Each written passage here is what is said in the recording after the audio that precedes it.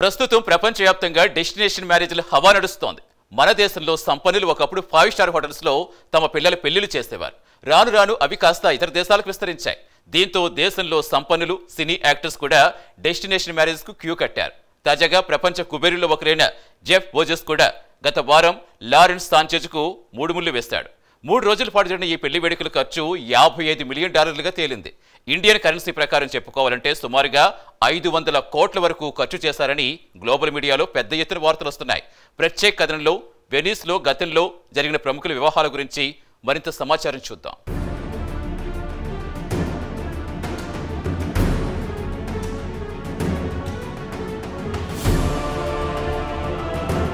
జీవితంలో వివాహం అనేది ఒక కీలక ఘట్టం కాబట్టి ప్రతి ఒక్కరూ దాన్ని ప్రత్యేకంగా జరుపుకోవాలనుకుంటారు. తాహుతుగా తగ్గట్టు పెళ్లి జరుపుతుంటారు. ఒకప్పుడు వేలల్లో అయ్యే పెళ్లి ఖర్చులు లక్షల్లోకి వెళ్లాయి. అటు నుంచి కాస్త కోట్లకు చేరుకున్నాయి. పెళ్లిళ్లు జరిపించేందుకు ఈవెంట్ మేనేజ్మెంట్లు పుట్టుకొచ్చాయి. చేతిలో డబ్బుంటే చాలు అన్ని వారే చూసుకుంటారు. ప్రస్తుతం పరిస్థితులు ఎలా అయ్యాయంటే ఇండియాలో పెళ్లి చేసుకోవడం నామోషిగా భావించి విదేశాల్లో పెళ్లిళ్లు చేసుకోవడం ఫ్యాషన్ గా మారిపోయింది. మన దేశంలోని సంపన్నులు డెస్టినేషన్ మ్యారేజ్ కాన్సెప్ట్ ను తీసుకొచ్చారు. దీంతో మిగిలిన సంపన్నులు డెస్టినేషన్ మ్యారేజ్ కి క్యూ కడుతున్నారు.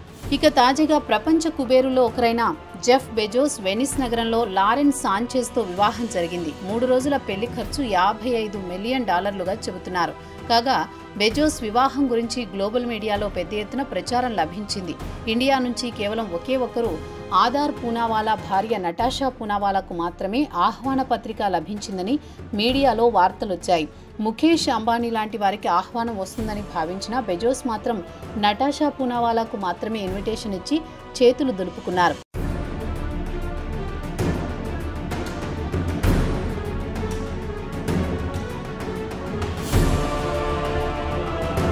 అయితే వెనిస్లో ప్రముఖుల పెళ్లిళ్లకు వేదిక కావడం ఇదే మొదటిసారి కాదు. గతంలో అంటే 1955లో Italian princess Ira von Furstenberg, అప్పుడు ఆమె వయసు కేవలం 15 ఏళ్లు మాత్రమే. ఆమెకు హోవెన్లో హే లాంగెన్బర్గ్ కు చెందిన 31 ఏళ్ల ప్రిన్స్ అల్ఫోన్సోతో రంగరంగ వైభవంగా వివాహ వేడుక జరిగింది. ఆ వేడుకకు గ్లోబల్ మీడియాలో పెద్ద ఎత్తున కవరేజీ లభించింది. ఇక వెనిస్ విషయానికొస్తే 1600 ఏళ్ల చరిత్ర కలిగి ఉంది. ఇంకా రొమాన్స్ కు కేరాఫ్ గా మారడం ఆశ్చర్యం కలిగిస్తోంది. అక్కడి వ్యాపారం ద్వారా వచ్చిన సంపద, డబ్బు దీనికి ఆకర్షణగా చెప్పుకోవచ్చు. దీంతో ప్రపంచంలోని కుబేరులు ఇక్కడికి వచ్చి శుభకార్యాలు చేసుకుని వెళుతూ ఉంటారు. వేల సంవత్సరాలు దాటినా వెనిస్ నగరం గ్లామర్ మాత్రం చెక్కు చెదరలేదు.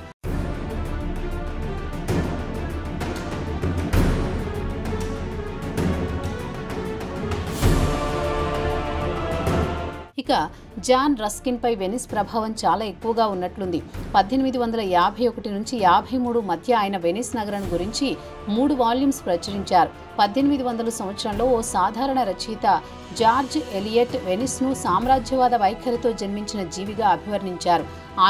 ఆమె భర్త జాన్ క్రాస్ వెనిస్ లో తమ హనీమూన్ గడిపినట్లు ఆమె తన ఆత్మకథలో చెప్పుకొచ్చారు.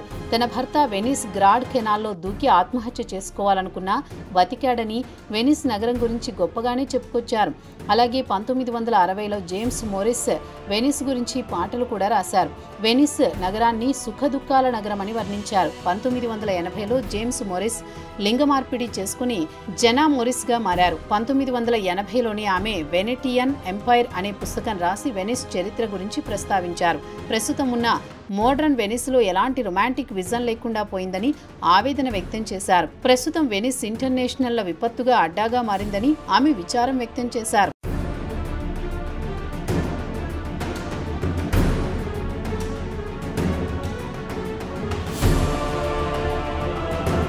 ఇక ఇక్కడికి వచ్చిన వారు సాధారణంగా సంపన్నులే వస్తూ ఉంటారు. కాబట్టి తమ వివాహ వేడుకలు పూర్తయిన తర్వాత ఉదాహరణగా నగరానికి కాస్త విరాళాలు ఇచ్చినా వెనిస్ ఆర్థిక వ్యవస్థకు ఇతోధికంగా సాయపడుతుంటారు.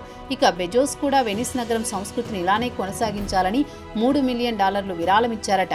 అయితే సమాజంలోని ఒక వర్గం మాత్రం వెనిస్ లో బెజోస్ విలాసవంతంగా అట్టహాసంగా పెళ్లి చేసుకోవడం అవసరమా, ఇది తన దర్పం ప్రదర్శించుకోవడానికా అని ప్రశ్నిస్తున్నారు. ఒకవైపు ఇజ్రాయెల్ గాజాపై దండెత్తి సుమారు 60,000 మంది ఊచకోత కోసి గాజాను పూర్తిగా నేలమట్టం చేసి వారి సమాధులపై ఇజ్రాయెల్ కొత్తగా ఇళ్లు కట్టుకోవాలనుకుంటోంది. ఇన్ని దారుణాలు జరిగినా ఇజ్రాయెల్ ప్రధాని నెతన్యాహు మాత్రం కనీసం విచారం తెలపకపోవడం విచారకరమంటున్నారు.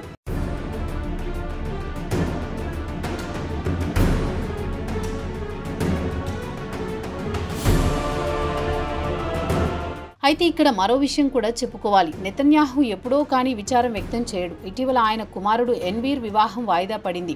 దానికి భద్రతా కారణాలున్నాయని చెబుతున్నారు. తన కుమారుడి వివాహం వరుసగా 2 సార్లు వాయిదా పడినందుకు ఆయన తీవ్ర విచారం వ్యక్తం చేశాడు. లేదంటే తన కుమారుడి పార్టీ చరిత్రలోని అతిపెద్ద రక్తపాతం సృష్టించిన పార్టీగా మిగిలిపోయేదన్న టాక్ కూడా వినిపించింది. ప్రస్తుతం ప్రపంచవ్యాప్తంగా ఎక్కడో ఒకచోట యుద్ధాలు జరుగుతున్నాయి. రక్తం ఏరులై పారుతోంది. అమాయకుల ప్రాణాలు కోల్పోతున్నారు. కుటుంబాలు విచ్ఛిన్నమవుతున్నాయి. మరోపక్క సంపన్నులు మాత్రం వెనిస్ లాంటి రొమాంటిక్ సిటీకి వచ్చి పెళ్లి వేడుకలు చేసుకుని మధుర స్మృతులతో వెళ్లిపోతున్నారు.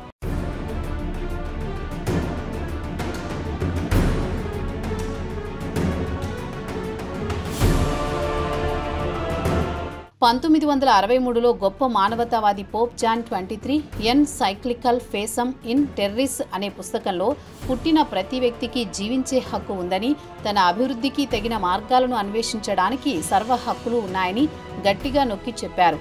అయితే దురదృష్టవశాత్తు ఎన్సైక్లికల్ పుస్తకం విడుదలైన తర్వాత పోప్ జాన్ కన్నుమూశారు.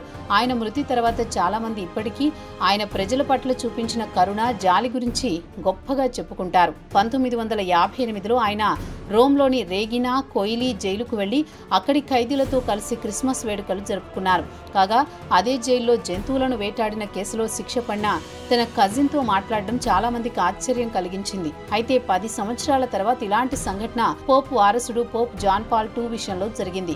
ముస్లిం షూటర్ మెమమత్ అలీ అగ్జా 2 సార్లు పోప్ జాన్ పాల్ IIను చంపడానికి ప్రయత్నించి విఫలమయ్యారు. అతడిని పోప్ కలవడం చాలా మందిని ఆశ్చర్యపరిచింది. ఇద్దరు గొప్ప మానవతావాదులుగా ఉదాహరణగా ఇప్పటికీ నిలుస్తున్నారు.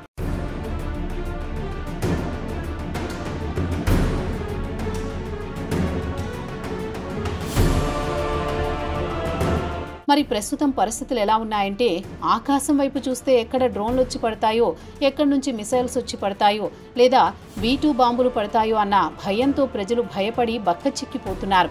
మరోవైపు బెజోస్ లాంటి వారు వెనిస్ లాంటి నగరంలో వివాహ వేడుకల్లో మునిగి తేలుతున్నారు. మరోపక్క ప్రపంచంలోని పలు దేశాల్లో ప్రజలు ప్రాణాలు అరచేతిలో పెట్టుకుని బిక్కుబిక్కుమంటూ కాలం గడుపుతున్నారు. మరి ప్రజలంతా ప్రశాంతంగా బతికే రోజులు ఎప్పుడొస్తాయో అని ఆశగా ఎదురు చూస్తున్నారు. ఇటు ఉక్రెయిన్తో పాటు పాలస్తీనా పౌరులు వారికి అచ్చే దిన్ రావాలని కోరుకుందాం.